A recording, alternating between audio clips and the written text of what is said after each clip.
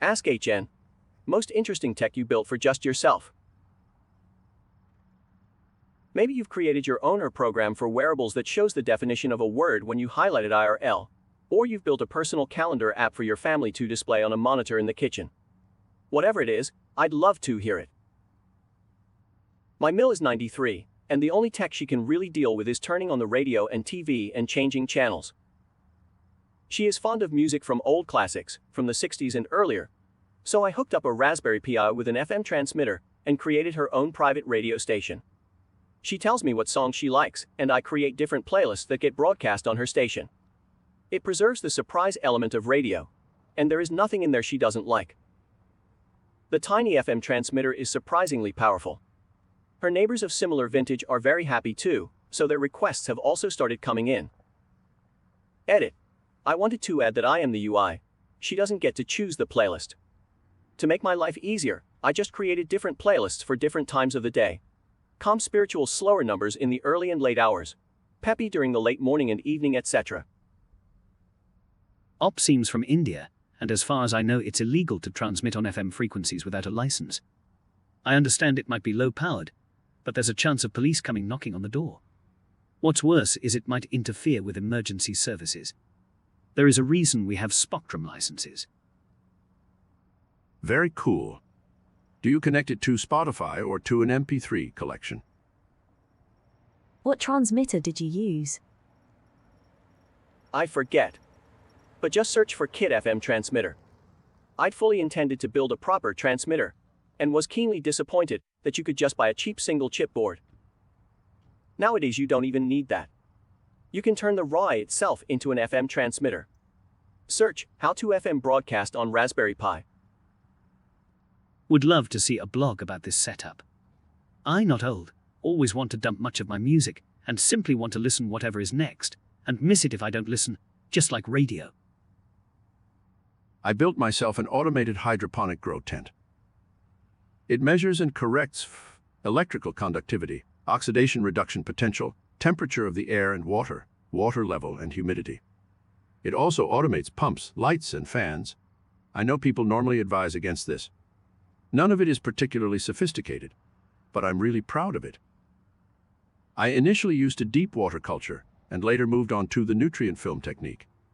It produces a lot of greens and herbs, way more than I ever expected, and it's remarkably hands-off. I recently left it to do its thing for almost 3 months before I had to intervene, and the problem wasn't the water, nutrients, or the system failing explicitly. The plants just got too big for their channels, and as they became stressed, they developed some pest issues. It was such a cool and empowering experience to see real-world automation just work. The whole thing is powered by an Arduino Nano RP2040 Connect. It's a great little controller. I'm currently designing my first PCB to consolidate the system onto a single board, so my friends can easily build their own. It's not extremely cheap, but it's not too expensive either, and you get a tremendous amount of food from it. It's such a fun hobby. How do you keep water touching sensors working long term? I tried similar sensors, but they all get rusted, oxidized to work properly after a certain time.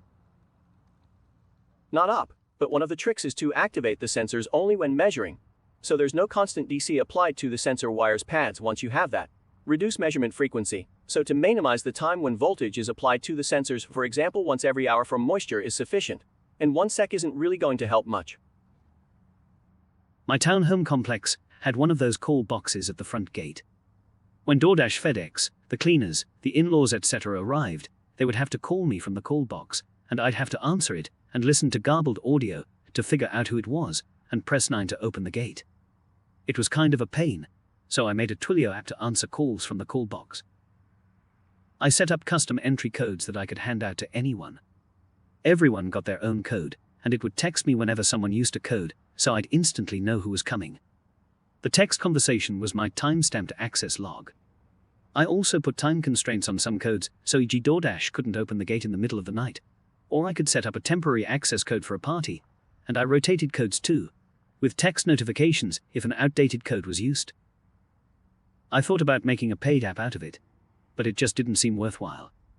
I didn't expect that many people would want to pay for it. For a while I was excited about a YC startup called Doorport, that was going to make a hardware device that you'd install inside those dumb call boxes and make them smart with all sorts of cool features. Better than my Twilio hack. But I think they pivoted to a much less interesting pure software thing and then got acquired. Smart RSS reader that, right now, ingests about 1,000 articles a day and picks out 300 for me to skim. Since I helped write this paper, Server gaps. I was always asking, why is RSS failing? Why do failing RSS readers keep using the same failing interface that keeps failing, and thought that text classification was ready in 2004 for content-based recommendation? Then I wrote, Ontology 2.com essays classify an article.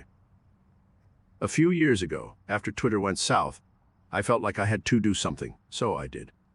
Even though my old logistic regression classifier works well, I have one based on minim that outperforms it, and the same embedding makes short work of classification, be it clustered together articles about Ukraine, sports, deep learning, etc., over the last 4 months, or clustered together the 4 articles written about the same event in the last 4 days. I am looking towards applying it to images, sorting 5,000 plus search results on a topic, workflow systems. Would this article be interesting to my wife, my son, Hacker News? And commercially interesting problems, is this person a good sales prospect? Do you have public source code for this? Looks great. I build a SaaS wine app for tracking wines in my cellar and for tasting notes as well. SaaS in quotes since it runs in a small production setup with all the bells and whistles. IEC/ICD pipelines, continuous releases, user sign up, etc., but I'm the only user. I'm a wine enthusiast, i.e. not a professional, but interested enough to do a WSET2 in my spare time. I'll do a WSET3 when I find time someday. I like to need to keep track of 2 things as part of my wine hobby. Wines in my cellar and tasting notes. Used to keep the wine registry in Excel and notes in Evernote. However, especially the Excel sheet lacked features, like easy searches from a mobile device, and notes about the wines in my cellar. Not tasting notes, as I have plenty bottles I need to taste, but haven't yet. And I still need some notes on those to remember where the heck I got them from and why. Also, WSET2 tasting notes are much quicker to do with the proper template, but copy-pasting text in Evernote became too annoying. Again, phone. So I build my own app to have exactly the features in mobile-friendly Gaia one. I'm the only user on purpose, because then I can keep building and changing features to be just like I want them. Yes, I know there are some wine tracking apps out there, like Cellar Tracker and Vivino, but they do fit my needs. Cellar Tracker is closest to my needs, but way too clumsy guy and not mobile friendly. I don't have my laptop with me when I'm in the cellar to find a wine for tonight, I have my phone. Will I ever make up the time I spent building it in time saved compared to my Excel Evernote setup? Nope, not even close.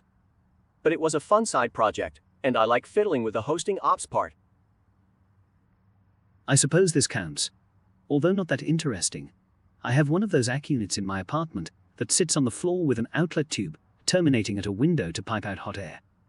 The internal reservoir for this unit is quite small, so I hacked together a float valve that triggers a pump to offload the condensation water to a larger bin. That way I don't have to empty the reservoir as often. Pretty simple, but saves lots of time, and I don't have to worry about the air conditioner turning off in the middle of the night due to its internal reservoir becoming full. A recipe manager for our family that strips all the SEO text out using the OpenAI API. I built this after someone in our family got diagnosed gluten intolerant and we had to make changes to our usual recipes. Normal recipe sites tend to be full of irrelevant, SEO-optimized text, ads and tracking, and I wanted something to just get the recipe in a clean form. It's a basic web application, mostly in Go, to manage recipes. New recipes are imported from an URL, after which it extracts the plain text from the site and uses GPT to get a markdown formatted recipe and list of ingredients. This would have been much harder pre-GPT, but now was trivial to implement. I've built my own small embeddable functional language with structural record unions and effect types. By focusing on making the language tiny, I have been able to embed it in Arduino, web and server projects. The aim is to eventually use it for every side project I make. Peter Saxtonyag. Way back in the day before space was a non-issue, I bought a used Pioneer 720 disc DVD changer. Wrote a front end to control it and mount the DVDs over ISKI for my media center. Also many years back when I was traveling all the time, I created a thing based off the what 3 words data, where I could geo-drop messages at a location. My friends and I used it for a while, but then just forgot about it. That geolocation messaging sounds brilliant. I guess Pokemon Go stole your idea. It was neat, but I never thought it would go anywhere. The idea was kind of like being able to leave virtual graffiti. So anyone could leave their Kilroy was here, but without actually defacing anything. Automatic warning system, if I sit too long. I added a pressure sensor to my desk chair, just like the ones built into car seats, and soldered that to a Zigbee door sensor. I now know sitting, not sitting. I then set up push notifications to my watch and desktop if I sit more than 1 hour to get up and take a walk. Furthermore, I connected it to my height-adjustable desk, that if it is in up position and I sit down, it automatically lowers itself to the perfect sitting position. I had to disable the if I get up, move the desk up function, because it was just too much movement on the desk end. I don't want to miss the too long sitting warning anymore, and it is really useful. A web app that helps me remember names by showing them in a graph network. Super simple, use it constantly. A web app for sharing files text between two devices no matter the platform. Use this all the time. No more sending emails, Facebook message, Dropbox link to yourself. Chicken coop auto door opener, so I don't have to get up at 4 a.m. in the summer. It was just a basic Arduino system, but I learned that large canning jars make excellent enclosures. Waterproof, reusable, easily modified, and replaceable lid. Something I've recently worked on is building a SQLite database of all the dependencies my organization uses, which makes it possible to write our own queries and reports. The tool is all open source, dead to Nadev, and has a CLI as well as the SQLite data. I've used it to look for software that's out of date, via end-of-life-date, to find vulnerabilities, via OSTV and get license information, via DepStiv. It's been hugely useful for us understanding use of internal and external dependencies, and I wish I'd built it earlier in my career, so I could have had it for other companies I've worked at. Definitely my HN moderation browser extension, which lets me flip through HN super fast and do routine mod tasks without grunt work. If I live long enough, I will factor out a general reader version of this that will bring joy to HN Power users everywhere. It requires a keyboard though. Do the kids still use those? Maybe you're overthinking it. Just push it to GitHub and call it a day. Someone else will turn it into the general reader version. Unless it has a bunch of secret stuff in it. Then I guess you'd have to. Don't underestimate the tenacity of HN readers though. Lots of us would do that kind of thing just for fun. You don't have to do it all yourself. A Bluetooth dongle for my standing desk that lets me control it from my Mac. I kept bumping the wired remote with my chair when it was mounted under the table, and since it had a fat Cat5 cable, it was too ugly to have on the table. So I hooked the remote up to an oscilloscope, figured out the signals it uses, and used a NRF52 dev kit, plus a small custom PCB shield, to be able to control it over BLE. A small toolbar utility for the Mac, and it's more convenient than it's ever been.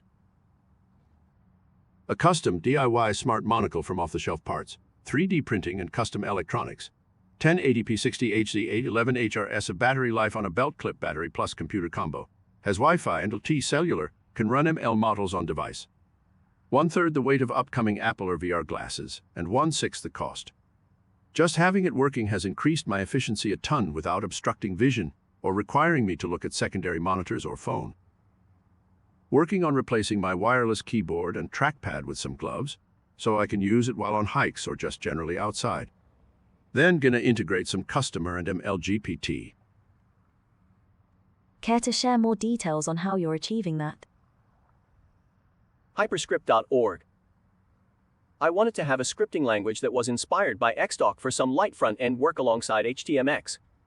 Didn't expect it to go anywhere. Pryport. Shows a nicely formatted weather report for flying my paramotor, pulling data in from many different sources. Nothing special, but I didn't want to share my dietary habits with an unknown number of third parties, so I built my own calorie tracker. I didn't use anything fancy. I just ran grist on my home server with a half-dozen tables. Had to rewrite it a couple of times to support stuff like recipes, but it's good enough for my purposes. Didn't even need to add auth to it, I just use Tailscale on my personal devices to access the server from anywhere, without exposing it to the internet. Very simple one. I referenced my workplace with IFTTT and used a tiny bit of JavaScript glue to drop a line in a Google Sheet. Instant timesheets. My family is super into games, and as the resident programmer, they often ask me to build things related to them. Favorite two to build were an Unalingo solver that we used to figure out if there could ever be more than one solution to the puzzle. There can be a killer solitaire simulator that determined the optimal number of players for a max win rate. If this is even a real game, but my family plays multiplayer competitive solitaire with up to 8 people at a time. IRC the optimal number for win rates is like 5-6, according to my simulation. A submiz trading platform written in Rust to try and do arbitrage across multiple FX brokers. I wrote a program in C to download massive amounts of stock data from a data provider. The binary itself is 2 megabytes, memory use rises to over 16 gigabytes, and it frees everything at the end. So there are no memory leaks. I'm particularly proud of that. Over the years, I've found better and better ways of making it run faster, because a daily run will take over 6 hours of downloading and writing to my database. I also wrote a multi-threaded backtester in C because the program I was using was only single-threaded. I stopped using that several years ago. But the act of writing it was a lot of fun. The first build of Dematime was for myself. Obviously, it no longer is. Time machine.